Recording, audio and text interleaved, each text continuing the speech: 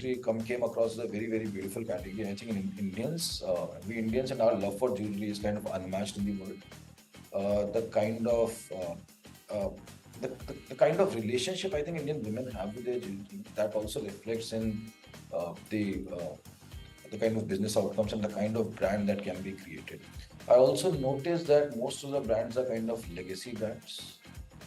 That the jewelry market was still dominated by I think family jewelers and local jewelers city-wise, and I think across all categories, as has happened in developed markets also, all the categories move towards brands when the consumers actually mature to a certain level. We've seen that time and again in US markets also, in other developed markets also, in Indian markets also. If you look at, let's say, men's ethnic wear, which was largely an unorganized kind of a category till around 20 years back. Now Manyavar has emerged as one of the strongest players in that, right? Even in saris, we have Soch that is doing very well. So that's premiumization and brand and move towards brand happens in all the categories. And so all those things put together, and I think that the most important part was that most of the incumbents were not that technologically savvy. Hmm? So I think, and technology has a huge role to play in almost everything these days. Right?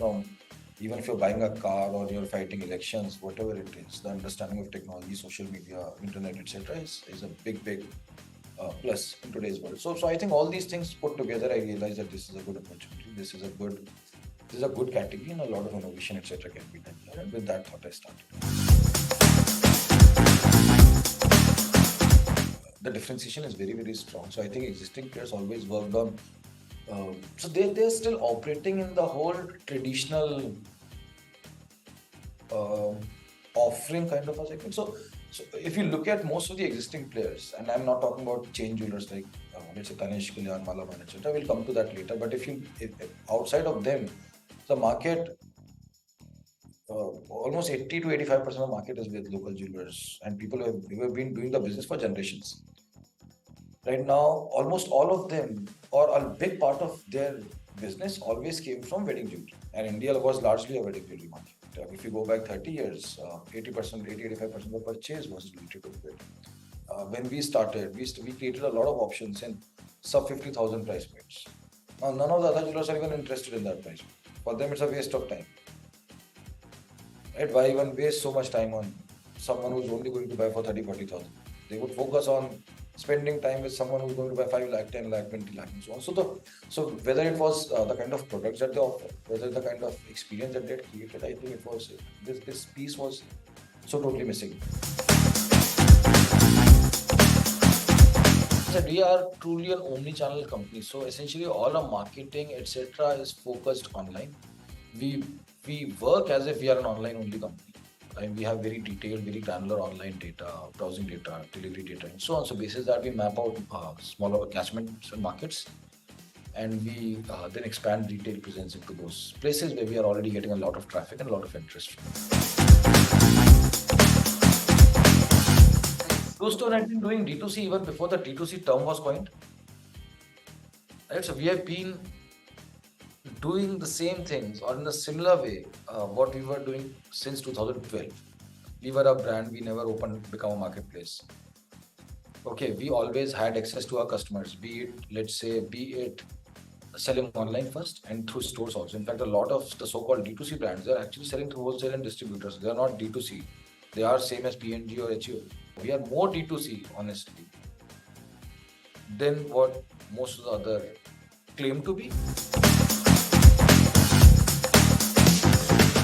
We actually roll out a lot of designs. So I think last quarter itself, we would have rolled out some 500, 600 designs. So we actually, our throughput is huge. At the same time, we have systems, etc. also to, and even before the design is launched and after the design is launched, to ensure that the good designs, we separate good designs from bad designs, which one to promote in what regions, etc. So like I said, it's like a lot of automation that goes. So last year we grew from I think 471 crore to 771 crore. That would be approximately 300 on 470. 60 to 70% around in that range. This year it will be more than that. Year before that also it was more than that. It was 80%, I think. It's less than 100, but always more than 50 for past like several years, and we continue to be in that territory, I think, for foreseeable future as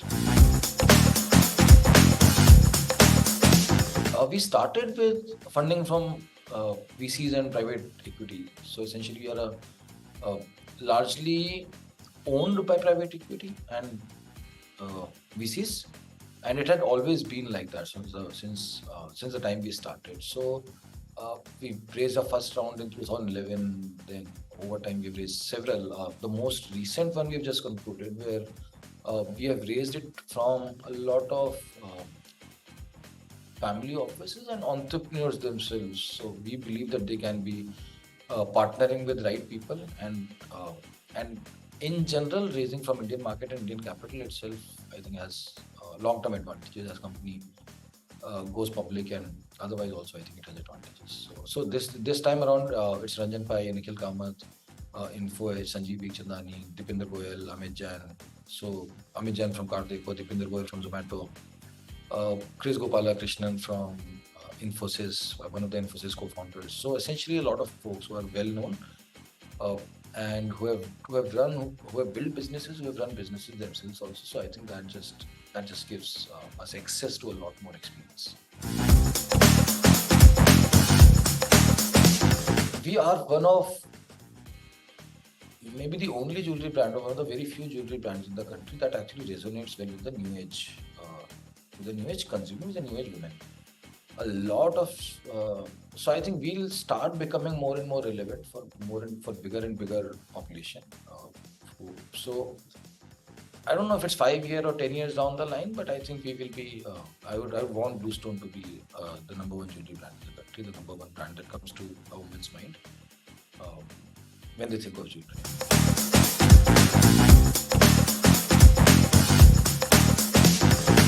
Or jewelry. I think Lenskart has done a good job. Artificial intelligence. Execution, I think, is a good book.